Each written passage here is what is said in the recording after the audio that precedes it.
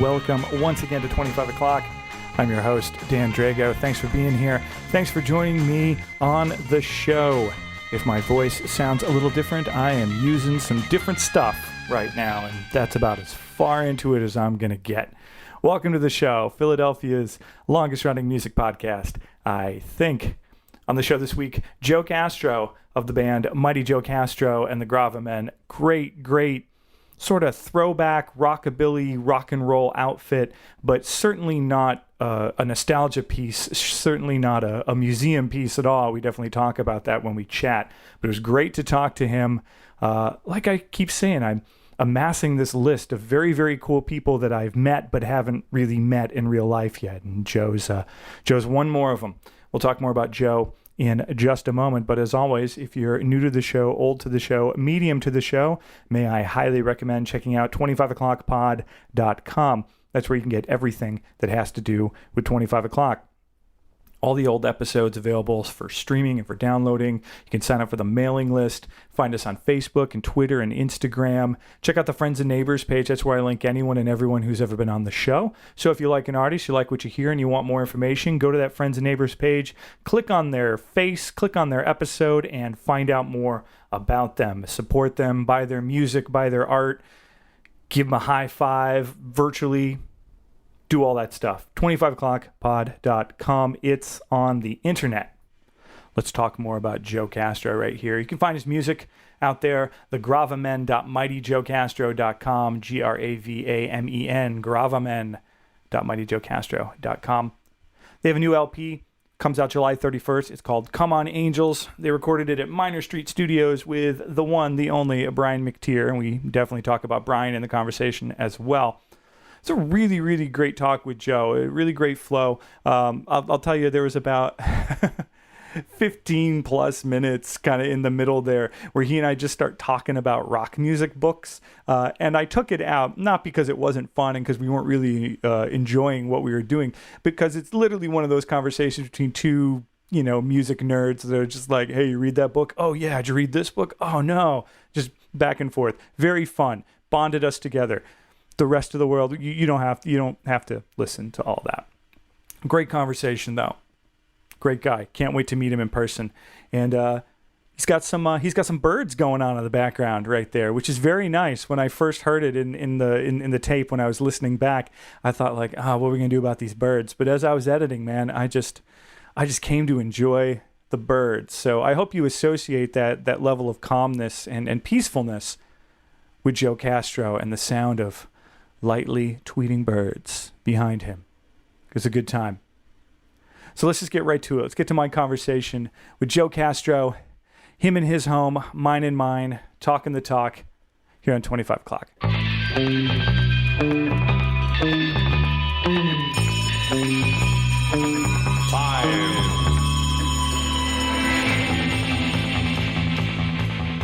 Oh, I like that love poster in the back. Oh, thanks. Arthur Lee and Love. I love that band. I'm a big Love fan. I actually got to play with show with them. Our band opened for them once. Like with Arthur? Yeah, at the Trocadero in Philly. Yeah, I guess he's still kicking around doing his thing. Yeah, it was like the Forever Changes tour. We were the opening band for the gig. It was awesome. The changes that band went through over time and how much they grew, and the style, what they were doing, and how avant-garde they were. I mean, incredibly underrated. Oh yeah. Like starting off Forever Changes with that one with Alone Again, which is just such an odd song, because up that point they were sort of these like LA psychedelic rockers, and then they just bring out this like beautifully, orchestrated classical guitar, and then the lead singer's not even the lead vocal on that track's not even Arthur, which is like even the best part of it. Yeah, it's super cool. They did so many weird things. Like I love what they did, that 7-inch single with 7 and 7 is the A side, and the B side just says number 14. They just called the song number 14 just to be able to do that. Like I love stuff like that. It's so corny but funny. Because you definitely have taste going way back to rockabilly and like proto rock and roll, jump blues and things like that. Where did that come from for you? I just sort of grew up around it. My parents were like first generation rock and roll fans. I was born in Long Island in New York, and my parents are are native New Yorkers, and my dad grew up going to all the a bunch of the Alan Freed shows at the Brooklyn Paramount, and my mom was like, she was 17 when Elvis came out, and she was like a huge Elvis fan. So growing up as a kid, like in the 70s, I just heard those records, a lot of Johnny Cash, old doo-wop stuff. That just seemed to be everywhere when I was a kid. I think in the 70s, there was sort of that nostalgic thing that came back with 50s music and rock and roll. Like you had, Happy Days, Sha Na Na was on TV. You had all those movies like Grease, obviously, American Hot Wax, American Graffiti. There was like a huge boom of 50s nostalgia. So I just soaked all that stuff up as a kid. It was just sort of everywhere. And I would just hear my dad especially would tell me stories about seeing Chuck Berry live, and he'd talk about, and Jerry Lee Lewis, and you hear these stories, and those guys were just like larger than life to me at that point. I didn't know anything else, and oldie stations, that was pretty much like what we listened to, and so it just been sort of ingrained in my like subconscious, probably from being like since I was a kid. Yeah. Were your parents musical people? Did they play instruments? Or no, not at all. And then they weren't even really like that big music fans, but the records were just around. I think they were just at a time of their life probably where they were feeling nostalgic for being, teenagers, and all that stuff was just everywhere. So yeah, no, they didn't play instruments or anything like that. And they didn't encourage it either or anything. So it's just sort of the way it worked out. Yeah. You have siblings? Yeah, I have three brothers, 2 older and 1 younger. Any of them play? No, I'm the only just one. Just you. Yeah. So it's funny how that worked out. And they're not even that interested in music other than, occasionally listening to it. But yeah, just since I was a kid, and I don't have anyone else in my family really. I didn't have any aunts or grandparents or anything that were musically inclined. So there wasn't anything like that around. Well, where did it come from then? Like, where'd you get your first guitar? Like that, that kind of deal. I got a guitar once at a yard sale when I was real little, and I figured I had no idea how to play it or even how to tune it. And then I didn't start playing. I started late, like when I was a teenager, and just had friends that were in bands, and people had guitars. And so someone would loan me a guitar, and I would just say, hey, can you show me some stuff? And I just got hooked. And then I convinced my mom to buy me my first electric guitar. Then from there, I just sat in my room for 3 to 4 months and just taught myself how to do it, like through old Guitar World magazines and stuff like that, like pre-YouTube. Yeah. you just was reading like tablature, whatever you could find in the magazines, which funny enough at the time was all, this is, like 1991, 1990. So all the magazines just had like heavy metal, hard rock ballads. And, so I would just learn how to play Enter Sandman by Metallica and Don't Cry by Guns N' Roses or something like that. Like whether I like the songs or not, Yeah. But you couldn't find like a Johnny Marr tab in there to save your life. Were you a Smiths guy? Oh, I love the Smiths. Yeah. Like once I got into high school, my music tastes were, I found the Ramones, and I fell in love with them. They were like the first band that I probably really fell in love with. And they've got sort of that early rock and roll thing. And I loved it. And after that I got into, the Smiths a lot. Smiths and the Cure, Echo and the Bunnymen, Stone Roses, and when that all came up, I loved that album, and Happy Mondays and the Manchester.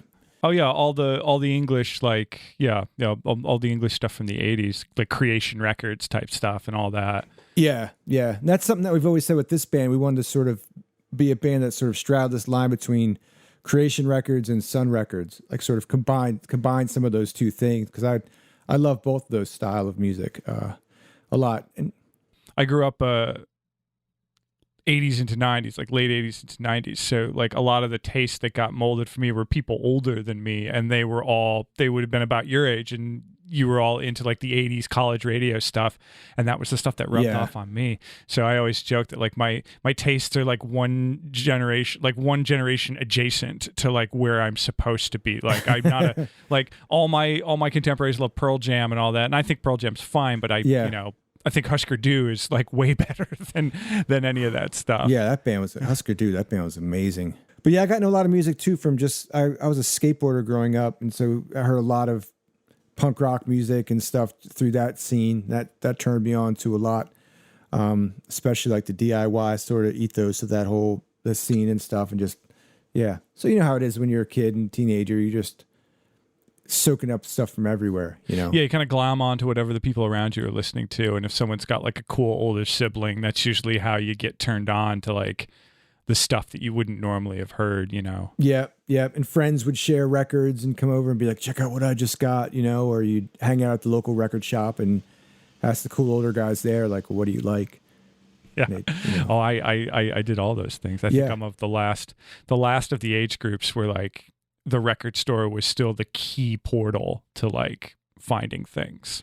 Yeah. I think it's a shame because kids nowadays, they have an access to everything, something that I think I would almost have been jealous about definitely when I was younger, but to try to find the good stuff in the midst of all that, of everything else, the murky waters of the streaming out there is hard. You don't get that like sort of the curation of it from someone else, like the guy who works at the record store is like, this is what you should, this is what you want, but no, this is what you're going to get because this is what you need. Yeah. Well, no, that makes sense though. So you're coming up in Long Island and there's a lot of the old like nostalgic 1950s sort of like boomer era music.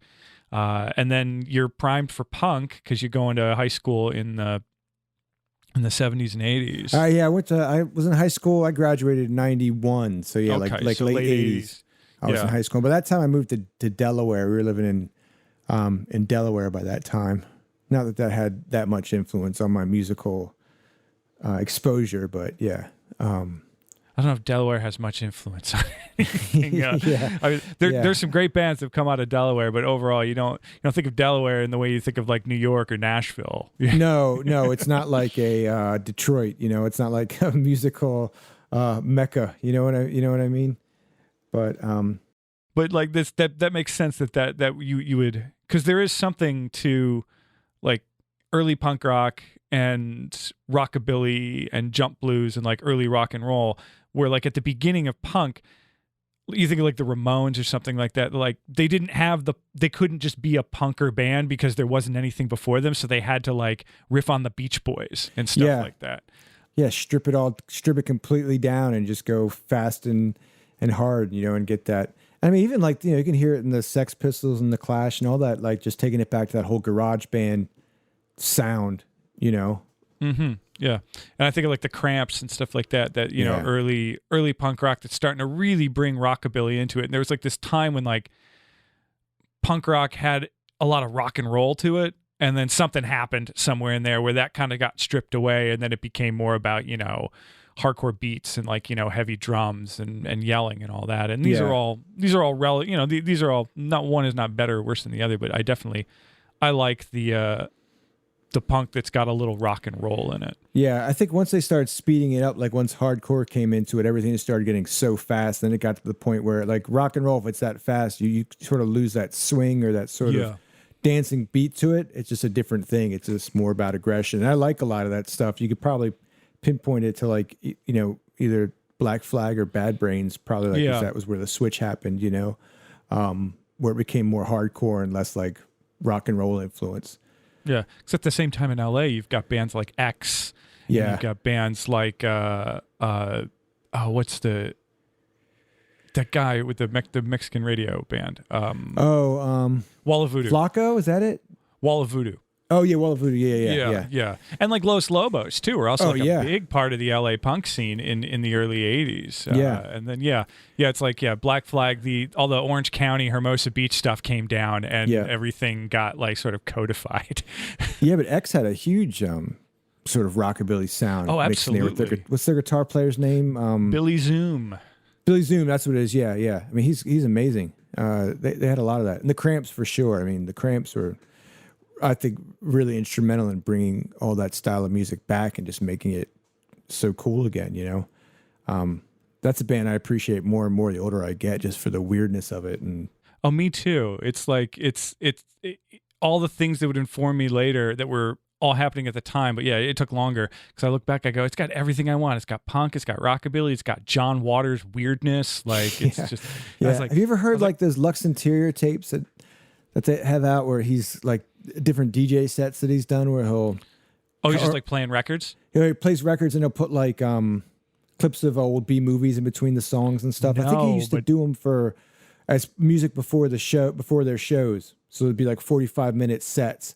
And if you could find them, they're great because he plays just the weirdest stuff.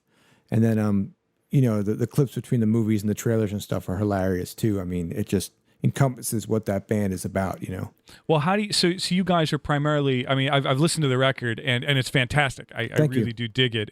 It reminds me of.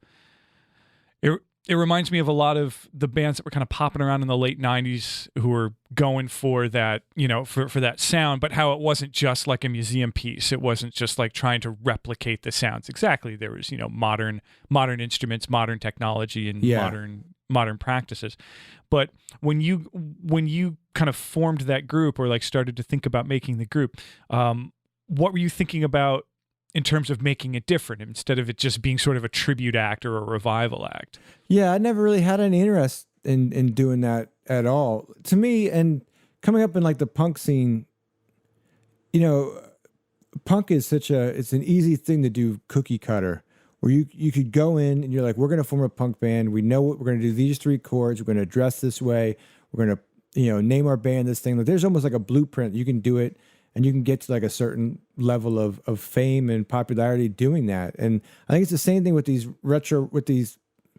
vintage rock and roll things. A lot of rockabilly bands that are just sort of covering Eddie Cochran and Gene Vincent's songbook, and they're dressing a certain way, and they're singing songs about, sock hops and poodle skirts or cars or stuff like that. And I mean, I go to see bands like that and I've got no problem with it. But for me, when I was starting this band, I'm like, well, I can't really write any songs like that. I don't know anything about cars. I don't have any tattoos, I love the music, but I wanted to update it because like, that early rock and roll beat is just so powerful and I just think important. Like, I didn't want it to just be some museum piece. So I thought, okay, how do we update it and do it not for a new generation, but just sort of make it fresh again, And I'm also, I'm a 47-year-old guy. I don't want to write songs about teenage girls. Like, that just is creepy. You know what I mean? Or even cover songs about that. Like, I don't want to be like the Stray Cats doing "She's Sexy and 17." Like, that's just weird. I've got kids, So I was just trying to think like, okay, how can we can do this and make it different, and that's what makes it interesting to me. Like, I don't want to just tread down the same path that everyone's sort of done that's easy. I'm not doing this just to do something to be popular or even successful. Like, I just want to experiment, and that's the creativity part of it is what drives me. So yeah, it was definitely, I just thought like, we could, I felt like I'd played in a lot of bands for years and I was just the guitar player and I wasn't singing. And there were a lot of like Britpop influenced bands and a lot of things like that, garage rock. And then over the years, I just felt like all music had gone to all extremes it could go to. Like, people played rock and roll as fast as you could play it. It was like speed metal. They got like death metal, super extreme electronic music where you don't even have people really playing. You get atonal stuff. Like, everything was done at such extremes.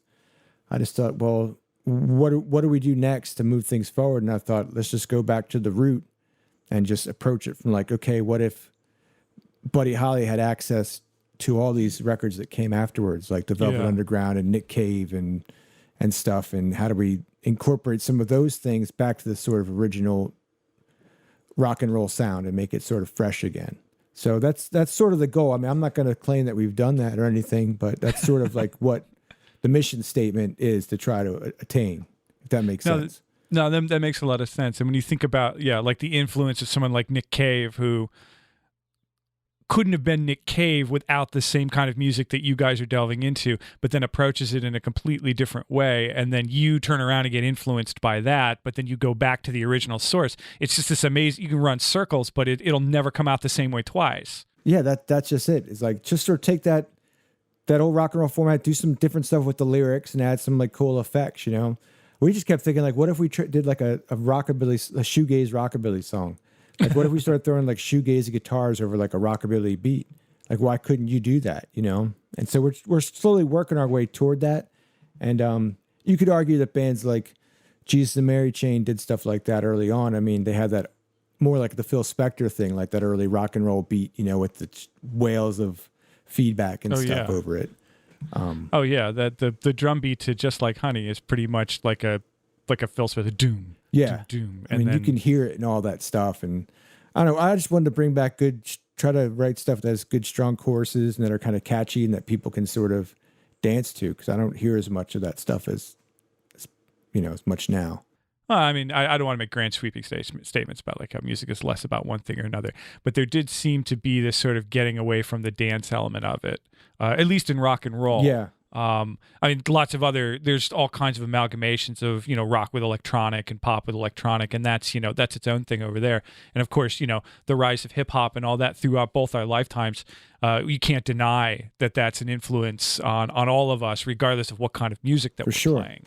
But yeah, I like that though. And I could definitely hear that on the record that you guys are it's clear where your roots are, but you're definitely trying to do something different.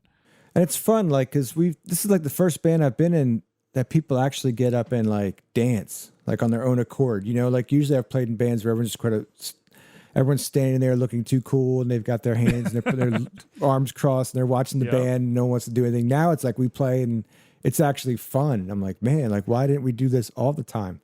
People were coming out and yelling and dancing, and I'm like, this is fun. Like, let's have a good time.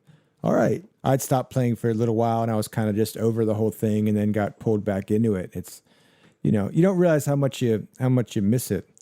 I think even just the camaraderie of being with other people and like having a place to go where we can hang out and just talk, and going out and meeting new people and seeing new people, and all that's important, especially nowadays. You just feel so isolated all the time. Oh, absolutely. How did you find the other guys for this particular band? It all fell into place really quick. Honestly, Hoover, our bass player, just reached out to me on this website, Band Mix. I just put something up there and said I was looking to do something different. And he reached out and said, hey, I think we're sort of looking for the same thing. And, he mentioned Nick Cave and all these different things. And he was an upright bass player. And I just thought that was going to be the first thing I was going to have to find, because it's hard, especially in Philadelphia, to find someone who plays upright bass. But we got together in the practice room and played, and I'd had a few false starts before that with other bands, and this one, getting together with him, even the first time, I was just like, I left with a huge smile on my face. I'm like, this is great. Like, our personalities kind of clicked, and we played well together. He was playing at the time in a band called Thorazine, this old punk band from Philly. I remember them, yeah. Forever. And so he brought in the drummer, Dallas, who also was an original member of Thorazine, to play. And he came in and we clicked. And then randomly, like a few weeks later, Hoover found our guitar player, Mike, on Craigslist. And we're like, well, we're going to bring this kid in, just try him out. And he came in and fit in so perfectly. It was like, all of a sudden, it was like, everything just fit. And we were just like, I had the songs, so I just brought him in. And I mean, we did our first practice in January. We recorded our EP in like May, and then we were just like sort of off and running. So it happened really effortlessly. So at that point, you don't second guess. You just go, okay, if the chemistry's there, whatever's going on now, just go with it. Yeah. And then you did this full length. I know you did it with Brian McTear at Minor Street, and I'm friends with Brian. So I texted him and just said like, hey man, I'm talking to Joe Castro pretty soon. I listened to the record. You did a great job. He's like, oh, thanks. He wrote to me. He goes, that was a really fun record to work on. He goes, we had a lot of mini epiphanies. I'll tell you about it sometime. So I'm just like, well, I'm definitely going to ask him about that. Yeah, he brought that up a couple times, And I know that every time I've heard him mention the record to anyone, he just goes, man, that was a lot of fun to make that record. And I knew Brian from way back, from here and there, just from like the music scene in the 90s. And then he mixed a record I did with this band I was in called The Situation in 2005. And then, so when we were getting together to do this record, I wanted to do it somewhere different. And I kept hearing all this great stuff that always comes out of Minor Street. Like a friend of mine, Madeline Gauss, put out some records from there. And I thought, man, everything just sounds so good that comes out of there. So yeah, we did the album there. And the recording process there was a lot of epiphanies. It was so much fun. And Brian just had this idea, and he said, look, what we're going to do is we're going to go on a weekend, on a couple weekends, and every weekend we're going to go in and record and mix 2 songs start to finish. And so we did 5 weekend sessions of that till the album was done. And it was great because, I mean, even though every time you're going in there, you're setting up the drums and you're starting from scratch every day, just to have to focus on 2 songs, and you have a really small thing to focus on and not get burned out on. It just made everything fun. And we recorded everything live pretty much to tape. Except for like vocals and some other little overdubs, no click tracks. And, Brian just made sure, he said, look, I want you to keep it stripped down. We're not going to do a lot of total overdubs, and we're going to keep it like a band in a room, but I want this band to be the coolest room possible that you guys could be in. Yeah, so it was great working with him and Matt. I mean, you know how it is when you record an album. A lot of times you're like, okay, we're going to go in, we're going to spend a day doing all the drum tracks, and by the end of the day, you're just burnt out because you're like, I hope we got the right takes, and then you are going to spend a few days doing guitars and a few days doing vocals, and it's just like a slog sometimes. It's fun, but we were getting stuff done so much quicker. I mean, and even like we'd mix the songs the next day and we'd leave. It didn't give you a lot of time to overthink things. Yeah, start absolutely. Getting in your own head and being like, maybe it's not good enough. Like we left well enough alone. And yeah, you're just like, we have to finish. Someone just make a decision. Yeah, we're like, okay, I think this sounds good. And you leave going, yeah. And so we made it sort of a deal, like we weren't going to re-listen to things until we had set 2 days to go in and like do some tweaks. So we were like, we're going to just record, don't really listen to anything until we come in and tweak it. And that's what we did. And we came in to do little tweaks. They were so minor that we just really just spent the day like, I don't know, eating food and just talking. There wasn't really that much to even do, but that's the joy of working with Brian too. And like when I sat down to interview him for the first time, we ended up talking for over 2 hours. Like we just, and it did not feel long or anything like that. We just, just be going off on tangents and just like clicking on a lot of things. Cause he comes from an era of like East Coast punk that like when I grew up in the suburbs where I grew up, like we idealized that. Yeah. Like that was such a cool thing. And then all the great records that come out of that room, not just by his hands, but like all the other great producers and engineers that work out of that studio. It was just so wild to go meet him and like sit down with him. And now he's on my phone and I can just like text him anytime I want. Yeah. And like, we're all people. We're all just in the business. We're all just in the community in the way that we are. But every once in a while, it just blows my mind that I'm just like texting Brian McTear while I'm watching TV or something like that. Yeah. We're just talking about stuff.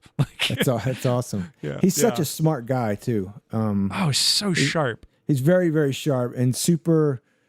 They kept everything just so laid back, and they would like, we had room to experiment, but he also was always there to sort of keep us focused. And he was like a real producer and, just giving sort of suggestions. And he had some really cool ideas for some of the songs that really changed the outcome of the record. I mean, I think that his input into him and Matt, I mean, because Matt added a ton of it too with different effects and stuff and mixing.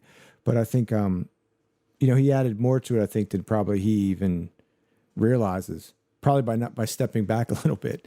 He added a lot of space, which added a lot to the sound. Yeah, no, you can definitely hear it. Like just listening to the record and just the way the brushes sound and all that. Like I know from my forays in recording that like getting brush drums to sound good is quite difficult. Yeah. Or to getting them to have the same power and to like fill up the same amount of space that regular rock drums do. Right. It can be tough, but yeah, you can hear the space between that and then it's the upright bass. So the upright bass has different tones and it sits in a different place. And then your 2 guitars, yours and then your lead guitar player, they don't, like, I can pick them out. Like it's there's no wash or anything except for the parts where you do want everything to kind of wash together. Yeah. It's just remarkable amount of space and just real. You can tell everything's intentional, and I love hearing that in a recording. I'll take intentionality over virtuosity nearly every time. Yeah, we wanted to make sure too that we didn't correct things too much. I mean, we weren't like doing a lot of like, if there were any little mistakes or things just had a live sort of feel that we kept that, because I appreciate that more and more on records, and you hear so much these days where things are with Pro Tools and stuff where you can edit everything to hell. You can really take away a lot of the personality, I think, that of the band, and his thing was like, let's keep you guys like, you're like the Replacements, like, let's make sure we capture some of that. Like, if you try to make the Replacements perfect, it's not going to work. it's not going to be what it certainly what didn't is. work when they tried. It's not. It doesn't work. We know that. So, yeah, it was cool. It was such a weird time though, because we started, I think, our first session, and it was spaced over a few months because of their work schedule. But we did our first one, I think, right before New Year's, and then we finished in the beginning of March. So every time we came in, it was like we had this sort of the looming coronavirus thing coming up. You know, like every time we get back, it'd be like, well, what's going on now? Like, it's crazy, right? And it was nuts. So like to have that was sort of in the back of our mind the whole time while we were recording the record, and it was like the major talk of conversation. So, but it worked out. I mean, we literally, the last day we finished and walked out there with the final mixes, the quarantine hit 2 days later and shut everything down. Yeah. You're not the first person who's told me that story where like they got out, like they finished and then everything shut down. It's crazy. And like, you know, you worry about, you know, the state of the world and the health of the people that you love and like all that. But then you also think in the back of your head, be like, well, thank God I got these masters. I know. I was like, man, Brian told me, he said, yeah, you guys, it's the end of an era. Like your band was the last band to finish something at Minor Street before the coronavirus, you know? And I was like, wow, that's crazy, you know? But we got lucky. And then for me, it worked out because once things sort of died down and like everything got shut down, it left me with like an open schedule to do all the promotional stuff I had to do as far as designing the album sleeve, like making music videos and all that kind of stuff. So I saw that video that you pieced together with that film, and then like you shot the whole rest of that video yourself, just like on an iPhone. Yeah. So I just had that problem where I was like, okay, it's time. We need to have some videos. How am I going to make a video without the rest of the band in it? Like I could film myself just sort of singing the song by myself, but that's kind of like lame, and it's going to be sort of like looked at as being like egotistical. Like here's the front man singing the song by himself. Yeah. So I just thought, you know, I'd done some stuff. I'm a collage artist as well, so I do a lot of work with taking other media and cutting them up, and you know, and so to me, I thought of it like that, and I was like, let me find some of these I knew of that one B movie, Dementia. I found that, and I started watching it, and I was like, man, this sort of fits the vibe of the song. I'm going to take some of this and cut it up. And then I just started figuring out I just watched some videos on YouTube and figured out how to shoot the thing on my phone and make it look good. The good thing about using those B movies is that the quality of it's not that great. Like everything's lit with like really stark, bright lights. Like it's a B movie, so they didn't have much. So I thought, okay, I just got to make my footage look as crappy as theirs. You know, like it's easier to dumb it down than to be like, let me take an iPhone footage and make it look like something in, you know, a major Hollywood production. But really, it was just, I shot it in my house, actually in this room right here. I have 2 flashlights that were taped up to mic stands just to get that spotlight look. And then there's an app you can get for your phone. It's called iFilm Pro, and it lets you adjust the exposure speed of the thing, like you would like a regular camera. So once you got like I read like Michel Gondry and all these people had used them to make music videos. So I bought that for like a couple bucks and put that in and just taped the iPhone to another mic stand and then just sort of shot it and edited it myself. It was like totally weird, just sitting in my room by myself, singing along to the song and acting. And then, I don't know, came together pretty. It was a lot of work, but it came out pretty good. I thought it was fun. And it's wild that like you're at that point in time where like you couldn't really call on anyone else to help you like in the room to do it. So you were limited, and that's getting back to the idea of, you know, like the old time rock and roll where like you just got in a room and whatever you could do in that room with those people is, you know, what ended up on a record. The video speaks to that very well. It's you with a few things at your disposal, and you're like, well, this is the kind of video that we're making. You know, we're not going to make another kind of video because we can't. So we can't. Yeah, I like that. I like the idea of like me too. Limitations. I think is the key to most stuff. And I think that's the problem now is that people have so many options. It's easy to go down a rabbit hole. If you give yourself some limitations, like that's when the creativity comes out of. You're like, how do I get myself out of the situation and make something that's gonna work? I mean, if honestly, if it wasn't for the coronavirus, we wouldn't have made that video. I probably would have just called up Bob Sweeney and been like, hey, we need to do another video, Bob. Like, what do you want to do? And we would have made something that probably would have been just as good, but just different, you know? Well, if you're working with Bob, yeah, I've known Bob for years. He shot my old band a couple of times too. He's one of those guys. I'm so glad every time I see his name pop up on a new video, I'm like, good, people are still using Bob Sweeney. I'm like, because he's brilliant. He is brilliant. He did one other video for us before, and I've seen the stuff that he's done with other bands for the longest time. And I love his work. I just can't believe how many he knocks out. Oh, he's like. He's obsessed with like weird proprietal mediums and stuff like that, like just odd pieces of video recording equipment. I remember he had like this weird backpack camera from the 80s that shot, in a very specific way, and he was just like, yeah, we're just gonna make that video. That's what yeah. He's like, whatever this thing can do, that's how the video is gonna look. Yeah. And I love that. He's just such an interesting guy. I had him on way back too, and just his approach to making videos is like, I likened it to some of like the best approaches to the way some like really smart creative people make records. Like they're just like, well, this is what I got, so like let's just make this happen. Yeah, he's great. I'd definitely like to work with him again at some point. Once things open up again. But that's been fun. Like I did a few music videos back in the day for bands in between. So I sort of had a little bit of experience with it, but yeah, it's been good. Yeah. And like another aspect of the record that I definitely wanted to comment on, because I'm a fan of them as well, but I love that Ted Hawkins cover. Oh, thank you. Man, there's something about Ted Hawkins that like every song you pick is like the most gut-wrenching, sad song you could ever imagine. Like that's every song I've ever heard by Ted Hawkins. I'm just like, wow, well, I want to die now. Yeah. I think the first Ted Hawkins song I ever heard was the "What Do You Want from the Liquor Store" song. Oh, which yeah, is like yeah. just the saddest freaking song ever, and the way he sings it too. And so when I heard your tune, I was just like, man, like those like soul crushing Ted Hawkins tunes. I know, happy song with soul crushing lyrics, right? Like such a bummer, but yeah, I mean he's so underrated. I mean, and it's great because when we play that song, people who know it are just like, oh my gosh, I can't believe you did that, and we do it different enough where it's like it catches people a little bit off guard. But yeah, he's super underrated, man. I always just, I love that song and the sentiment behind it and the lyrics, and his voice is so like soulful, without trying too hard. Like he just has like an earthiness about it, I think. We've talked about the record. Obviously no one's playing any shows, but you guys have been making videos and putting it out there, and it's very remarkable, and you've been getting some notice. It's odd the way that things get noticed now that we can't like go out and interact with them the way that we used to. Yeah.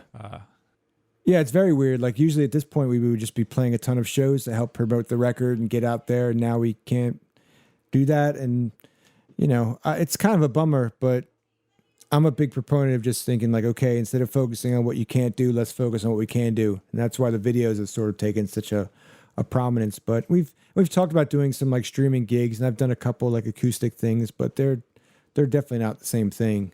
It's a weird energy. I've played a few open mics and a few invites and stuff like that myself, just solo, and it's fun, and you do it, but then like you finish and you like click close on your phone or whatever, and you're just sitting in your room. I'm just sitting here in the basement. I'm just like, well, that just happened.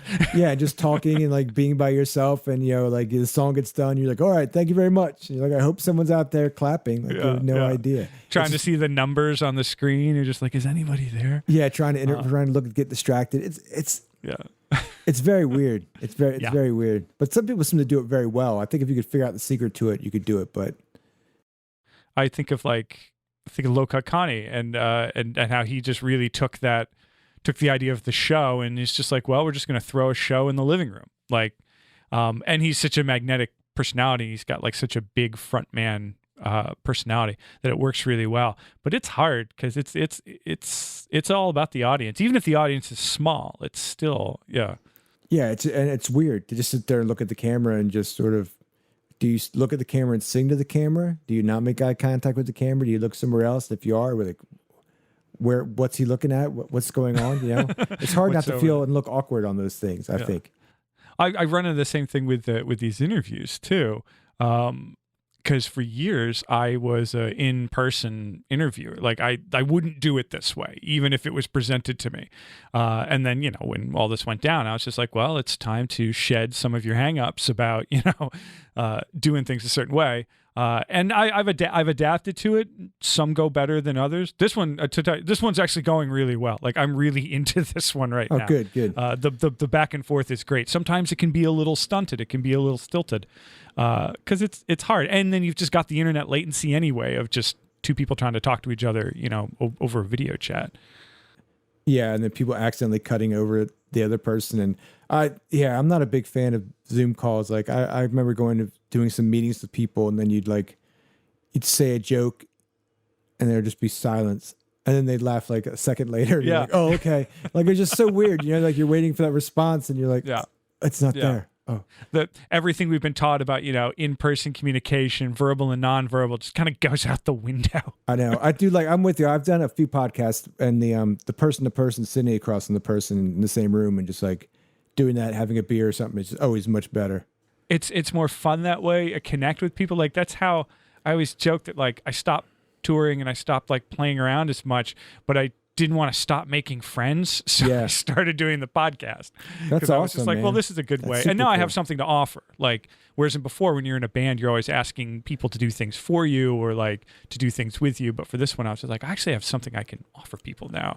Yeah. Whereas before, I'm always asking for something. That's cool. That's a different perspective on it. I like that. I like that attitude, man. And then you give by giving so much and offering that, you're also getting a lot, and you're getting to hear these stories and talk to people and about stuff you find interesting, like I love podcasts, man. Yeah. I love a few of them. It's odd. Yeah. I guess I should clarify. Let's not make any, like you said, broad sweeping statements. Yeah. Well, it's the same thing as music. Like, you've got your band, and I spent my time on the road, and I spent my time in bands. And like, very often people will come up to you and be like, you got to check out my band. And in the back of your head, you're just like, oh God, please don't. And that's how I am about a lot of podcasters. And I was like, you should listen to this podcast. And I'm just like, should I? Yeah. Yeah. Oh, yeah, sure, man. Yeah. That's the worst. I hate too when you play with a band and they're really nice people and you see the band and they're horrible and they come up and they want you to love it. And like, what'd you think? And we're just like, well, did you have a good time? Did you have fun? As long as you had fun, that's all that matters. Like I don't want to lie to them. Just like, well, did you have fun? Yeah, well, that's all that matters. Doesn't matter what I think. Yeah. I would always mine was always just like, man, you guys just look like you guys look like you're enjoying each other so much up there. Yeah. Because they usually are. Yeah, and they are, which is great. I think there's something to that. It's just, but when you're playing shows constantly with different bands and you get exposed to just so much bad music, you see a lot of bad bands. I mean, and sometimes it just gets to be like, at the end of the night, you're like, I don't really want to be here. It's a Wednesday night, and these. Oh gosh, I would leave. I would go to the van so much, just because I also just liked the little bit of quiet after I played. Like I wasn't gonna go. Like I was like the second wave of meet and greet. Like after everyone kind of shook everyone's hand, I'd be in the back, and then like I'd wait for like the one or two people who actually would come up to me and be like, hey, that was cool. And it was almost always musicians. And then we would start talking about like some absurd piece of gear or something like that. And that was what I brought to the table socially. Well, that's good, man. Like, you had yeah. I was like, don't ask me to talk to everybody, but like I'll talk to two people really significantly. Yeah. If you can make it through all the other checkpoints, you can get back here and we could talk music geek stuff, Well, what have you been up to just in general, like keeping yourself busy, or what I like to call keeping yourself even? That's what I've been going for more lately than not trying to keep myself busy or happy, but I'm just trying to keep myself even. So I'm curious what you've got going. The videos for a few months were a big thing, and right after I finished the one with the There Are No Secrets Here video with the black and white one, I immediately went in and did one that was animated, and so I spent time teaching myself how to use Adobe After Effects and how to like animate stuff, which I thought this would be a fun project, and it just ended up being like really tedious and took a month of just like straight work, just trying to figure out what I was doing, and it came out pretty good, I think, for what it is. But and then we shot a third video for the Ted Hawkins cover, Cold and Bitter Tears. We haven't put out yet, but it's done. And so now the videos have sort of winded down. Now I've just been working on. I got a couple artwork projects I've been working on, doing like some taking a break from some of the band stuff and doing some visual art stuff. I do freelance graphic design for a living. So between that and fine art and music. So sort of taking a little bit of a break from music, although I think now at this point I'll probably start trying to write songs soon for another album since we have the downtime. Man, what else? I wish I could think of something that sounded really exciting. That's I've been a lot learning how of to make stuff pizza. I started making pizza at home, perfecting home pizza dough, and it hasn't sucked. So that's been a plus, you know. It sucks that this is happening, but like we have so many resources at our fingertips to like, you know, do something in the time. Yeah. And not just like stuff like, you know, like home stuff and all that's fine, and like self-betterment stuff is all fine too. But we're able to like access information about, you know, other people's experiences now, and like to really dial in the empathy if you're willing to do that. Yeah. I think particularly, you know, like about the protests and all that have been going on over the last couple of months, and thinking like this is actually the ultimate time for that, because we can actually stop for a second and actually think about, you know, what is it that people are upset about? What is it that they're, you know, that we can do better as humans moving on? Yeah. You know, in some ways I think this is, again, like, you know, and this is not to say anything about people who got sick and people who have died, but in some... No, I know where this is going, yeah. In some respects, I mean, this could be like a really good thing for everybody. Like, I really think, like, we might look back on this whole thing and be like, wow, like, what a turning point, you know? Like, I think if this is like a good, you know, a time for society to just sort of pause and be like, okay, wait, what? Everything's moving so fast. Everything was moving so fast. Like, let's just wait and figure out what the hell we're about now. You know, it's like a nice pivot point right there, or it can be. Hopefully, I'm hoping it is. And I think all this stuff with the protests and everything that's been going on, I mean, just to see so much positive stuff that has come out of that has been amazing, because all those problems have been there all along. Like, it's not like this is the first time where I think everyone was just stuck and they were like, well, they're already so upset about being quarantined and everything. They were just like, it was like the match was ready to blow. So once that stuff started happening, people were like, we're all in. So it's cool. I'm trying to stay positive. I think that good things will come out of it in the end. I think it's already happened to some extent. I fluctuate back and forth between thinking the good things are going to happen and then like going down a rabbit hole of despair. Usually when I read, like, I start reading things on the internet, and that's never a good. That's never a good start. Yeah, no, never. Yeah, you got to stay off that a little bit. I mean, I think the big thing I always think is that everything nowadays is so fear-based, you know?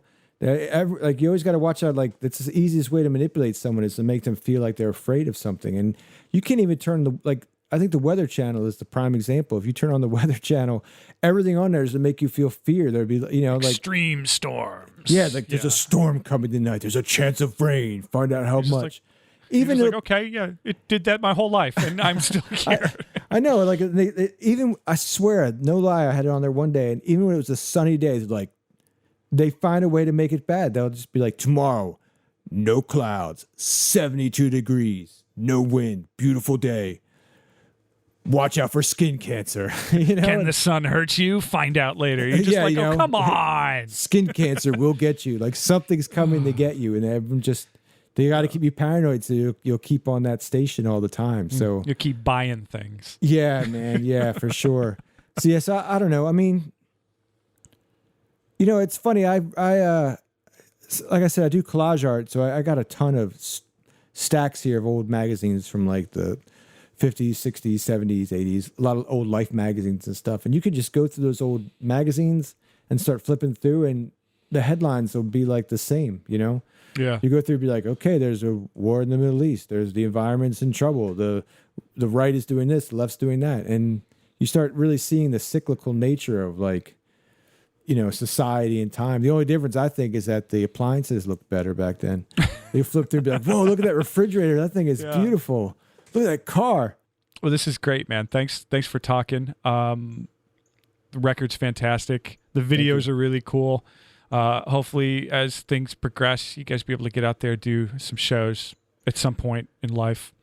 Yeah, we keep talking about it. I mean, I don't know. In my head, I don't think it'll be till next year. But no, I don't think so either. You know. At least nothing useful. It was great to talk to you. Good to meet you virtually too, man. Yes, this is kind of the thing I'm bummed about now, is that I've quote unquote met a lot of cool people over the last few months, and we're just gonna have to do this again at some point, like later in life, where like I'm thinking of just like having some sort of large gathering of everyone I interviewed virtually. Like once we can all get together again, I'd be like, cool. A big now party, we can, now we can all just meet each other for real. Coming out of the no longer virtual, like the 3D party. It's just called 3D party. The in real life, the IRL party in real life. In real life party. Yep. Let's all meet for real. Be like, hey, how's it going, man? Yeah. Hopefully our paths will cross, I'm sure, at some point, man, in person. Yeah, definitely. Well, thanks so much for talking, man. We'll be together till the end of time. 25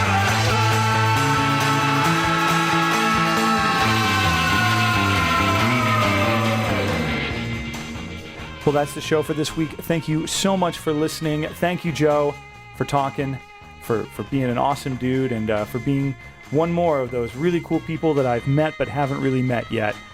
People that I've been interviewing lately.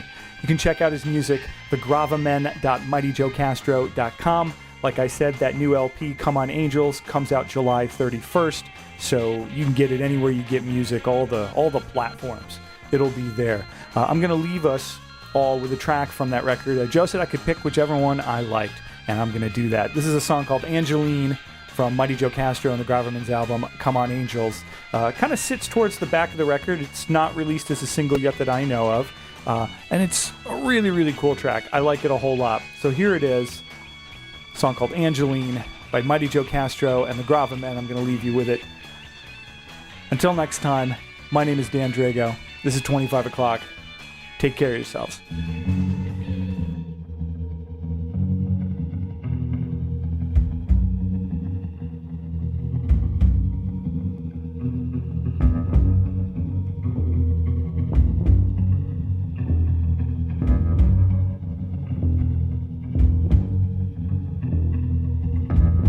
Take this advice, throw some salt upon the grave and just move on, son. There's no one here worth trying to save.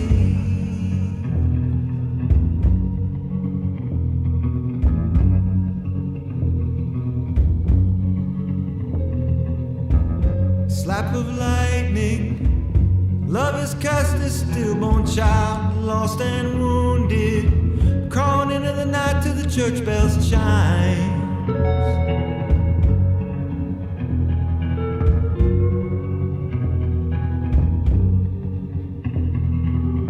'Cause I heard a rumor about a waitress across town who sees your future. And the 10 cards she lays down, and if you fail to understand the sign, slide inside her boot, she'll activate your mind. For Angeline sees everything. Angeline sees everything.